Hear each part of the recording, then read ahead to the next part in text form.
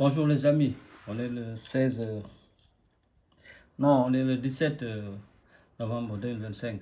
On a la crypto-map qui est complètement mitigée. On a seulement la crypto Night qui est une crypto-monnaie qui a été airdroppée par Charles Hodkinson qui est le CEO d'ADA Cardano. Donc pour toutes les gens qui détiennent de l'XRP, de l'ADA Cardano, du Bitcoin, de l'Ethereum, du Solana, de l'AVAX et du BAT token, Basic Attention Token. Donc ils en ont reçu. Donc c'est un airdrop qui a été super généreux. Bon, mais ça se passe sur des phases, donc pour le moment tout le monde n'en a pas reçu. Et donc là, on a la crypto map qui ne va pas du tout bien. Sauf ici, on a la crypto XMR que je vous ai dit hier, c'est des transactions codées que personne ne peut voir. On a l'MKR qui est un market maker. On a aussi le Morpho qui est la seconde plateforme lending. Après l'AV, excusez-moi le terme espagnol. Donc c'est la plateforme Morpho qui fait 8%. Donc on va aller voir les nouvelles aujourd'hui pour voir comment se porte bien le marché.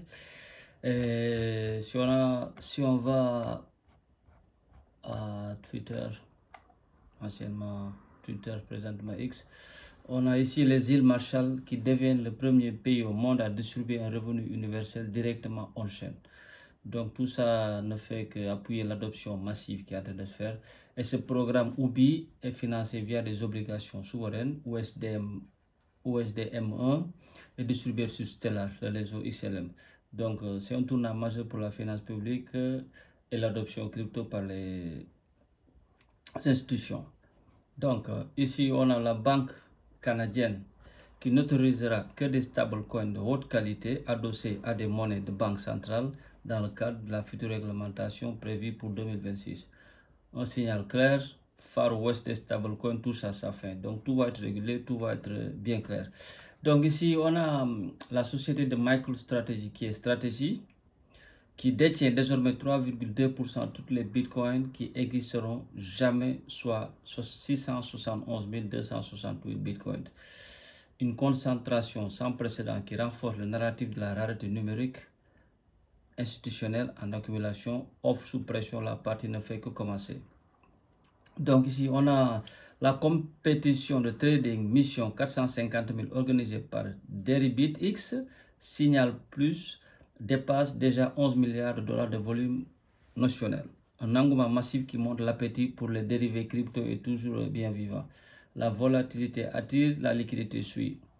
Donc, ici on a Binance qui passe à l'offensive contre les faux agents de listing. La présidente Hiyi, qui a été nommée il y a presque 3 mois, cofondatrice aussi de Binance, annonce des récompenses pour toute preuve menant à des poursuites pénales liées au scam de listing. Donc là, on a American Bitcoin, la société dont Donald Trump est derrière avec sa famille, qui détient désormais plus de 5098 bitcoins. Un renforcement de Bitcoin plus 96,5% depuis son entrée à Nasdaq en septembre. La stratégie BTC First commence à porter ses fruits. Et là, on a Mastercard qui renforce son offensive crypto au Moyen-Orient grâce à de nouveaux partenariats avec l'ADI Foundation, le géant de paiement étant l'usage de la blockchain et des stablecoins dans la région. Le paiement traditionnel entre dans une nouvelle ère.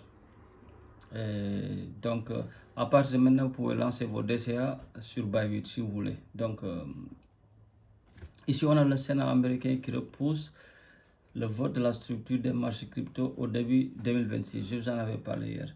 Donc, passant tout cela, on va passer aux nouvelles. On va parler de notre XRP pour vous faire comprendre, parce que je vous avais parlé d'XRP qui a fait son pas dans le Nasdaq. Mais avant cela, il faut juste vous dire qu'il ne faut pas trop avoir peur pour le marché, parce que les choses vont avancer, les choses vont aller bien. Parce que pour le Bitcoin, on attend juste de passer les 87 900. Parce qu'on a une compression des bandes de boulanger très forte. Donc si cette compression explose par le bas, si on pète les 84 000, on va aller chercher le niveau plus bas. Mais je ne suis pas sûr qu'on passe sous les 60 000 dollars. Seul Dieu sait, personne ne le sait. Mais si on casse par le haut vers les 89 000, 90 000, c'est sûr qu'on va aller chercher les 94 000. On va aller chercher les 96 000, les 98 000, peut-être on peut aller jusqu'aux 104 000. Donc tout ça, personne ne le sait. Mais avec les nouvelles qui vont venir du Japon le 19, parce que si le Japon hausse ses taux d'intérêt, ça peut être vraiment critique pour le marché. On peut aller chercher un niveau beaucoup plus bas. Peut-être qu'on touchera les 65-64 000, nous ne le savons pas, mais on verra. Donc aujourd'hui, on a Bitmain qui a acheté 100 000 Ethereum, soit 3,2% de la supply d'Ethereum, parce que leur plan était d'acheter 5%. Mais bon, c'est déjà quelque chose de grandiose. Avec les prix qu'ils ont achetés, ils sont toujours gagnants. Donc, on a le Nasdaq qui va aller jusqu'à 23 heures de trading par jour. Ils viennent d'en faire la demande à la SEC.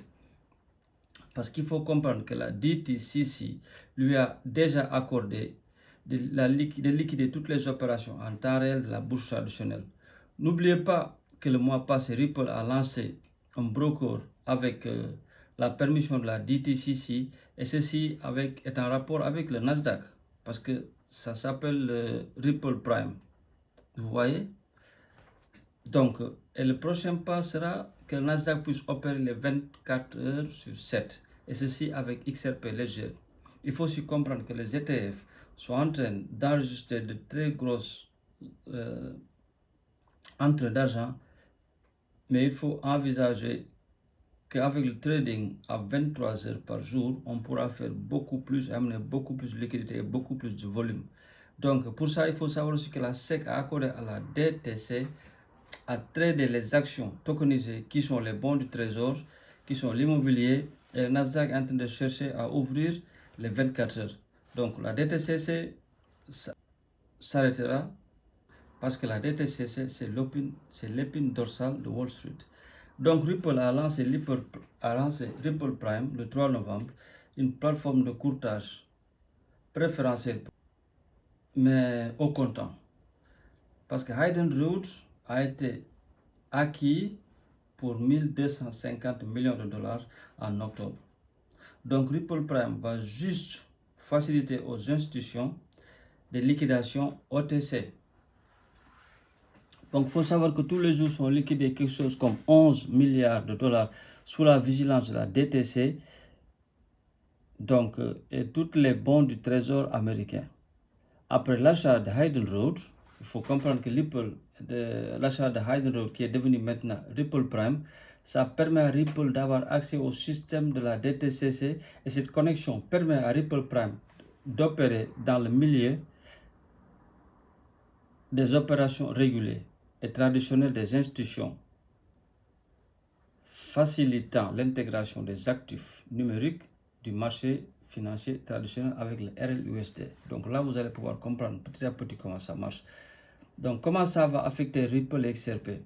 L'acquisition de Hayden Road, qui est Ripple Prime, a un impact positif significatif, et pour cela, RLUSD comme XRP étant intégrés dans un environnement institutionnel qui sont régulés aux États-Unis, parce que RLUSD est la monnaie avec laquelle va se liquider toutes les transactions et les opérations. Parce qu'elle est en train de se positionner comme collatéral pour que les produits dérivés de la finance traditionnelle puissent être liquidés en temps réel. Donc, le catalyseur pour le RLUSD est le Ripple Prime. Pour que le RLUSD, qui est un stablecoin neuf, soit un instrument institutionnel clé financièrement parlant, pour une majeure utilité institutionnelle, il faut savoir que c'est le RLUSD qui sera l'acteur principal, mais ça va aussi affecter l'XRP parce qu'on aura beaucoup de liquidités et de liquidations institutionnelles qui auront un effet indirect et positif sur l'adoption massive du XRP. Pour les transactions on-chain, et ça va complémenter son rôle original qui est les cross-border payments ou bien les paiements transfrontaliers, attirant ainsi des flux institutionnels et ne pas dépendre aussi des carrils fiat qui sont les rails fiat. Donc aussi vous allez comprendre pourquoi Ripple a acheté Hayden Road, parce qu'il cherche la liquidation des actions 24 heures par jour. Excusez-moi. Et la DTC, qui a reçu de la SEC l'autorisation de tokeniser les actions parce que le Nasdaq ne peut pas les cotiser sur les 24 heures s'ils ne sont pas numérisés. Donc c'est la raison pour laquelle le Nasdaq va chercher à tokeniser toutes les actions afin de pouvoir les laisser pour qu'ils puissent être gérés pendant 24 heures du jour. Donc ça va être numéralisé, ça va être tokenisé. Donc une blockchain qui pourra bénéficier de ce flux sera seulement la blockchain XRP Ledger parce que Ripple offre une infrastructure très compétitive pour les institutions avec son propre broker et courtier et avec son propre stablecoin qui a pour des liquidations en temps réel de toutes les opérations. Il faut savoir aussi que tous les jours, les ETF enlèvent 5 millions d'XRP du marché parce qu'en les achetant sur les exchanges, donc les ETF sont retirés de la circulation et sont gardés. Et que toujours il n'y a pas encore les grands acteurs comme la Fidelity, comme BlackRock, comme Vanek qui sont toujours pas venus sur le marché des ETF. Donc les gars, c'était la vidéo promise. On reviendra sur quelque chose de beaucoup plus gros. Allez, ciao.